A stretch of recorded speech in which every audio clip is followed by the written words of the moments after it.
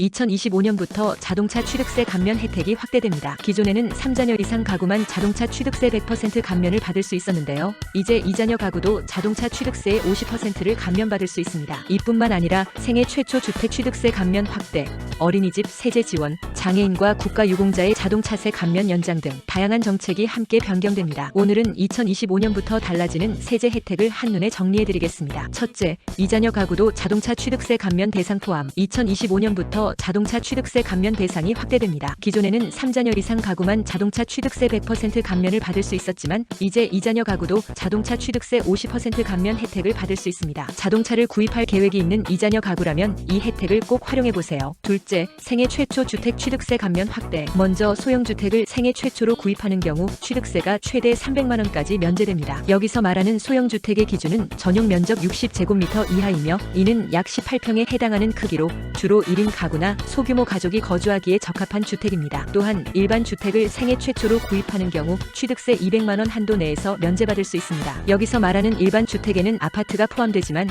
오피스텔은 포함되지 않습니다. 오피스텔은 건축법상 업무시설로 분류되기 때문에 주거용으로 사용하더라도 취득세 감면 혜택을 받을 수 없습니다. 현재 오피스텔을 취득세 감면 대상에 포함시키려는 움직임이 있지만 2025년 기준으로는 오피스텔이 취득세 감면 대상에서 제외된다는 점을 참고하세요. 셋째, 어린이집 세제 지원 확대. 어린이집을 운영하는 기업이나 개인 사업자도 세제 지원을 받을 수 있습니다. 기존에는 직영 어린이집만 취득세와 재산세 감면 혜택을 받을 수 있었지만 앞으로는 위탁 운영하는 어린이집도 동일한 혜택을 받을 수 있습니다. 또한 어린이집을 직접 운영하는 개인 사업자의 경우 주민세가 면제됩니다. 넷째, 장애인 국가유공자 자동차 취득세 자동차세 감면 연장. 장애인과 국가유공자의 이동권 보장을 위한 자동차세 감면 혜택도 연장됩니다. 장애인과 국가유공자가 자동차를 구입할 경우 자동차 취득세와 자동차세 100% 감면 혜택이 3년간 연장됩니다. 또한 보훈 보상 대상자가 자동차를 구입할 때 받을 수 있었던 취득세와 자동차세 50% 감면 혜택도 그대로 유지됩니다. 다섯째, 지역 경제 활성화를 위한 세제 지원 확대. 이번 개정안에는 지역 경제 활성화를 위한 세제 지원도 포함되었습니다. 인구 감소 지역에 주택을 구입하는 경우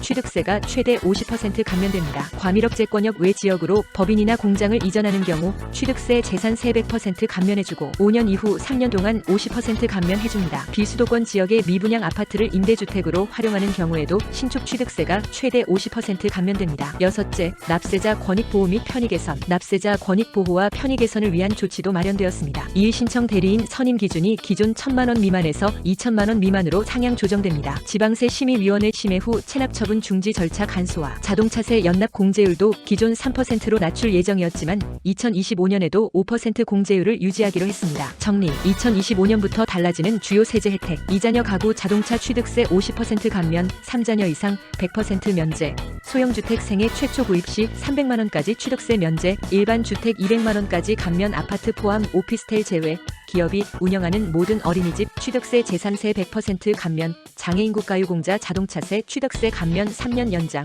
인구 감소 지역 주택 구입 시 취득세 최대 50% 감면, 자동차세 연납 공제율 5% 유지. 2025년부터 시행되는 새로운 세제 혜택을 미리 확인하고 자신에게 해당하는 혜택을 꼭 챙기시길 바랍니다. 앞으로도 중요한 정책 소식 빠르고 정확하게 전달해드리겠습니다. 좋아요와 구독으로 함께해주세요. 감사합니다.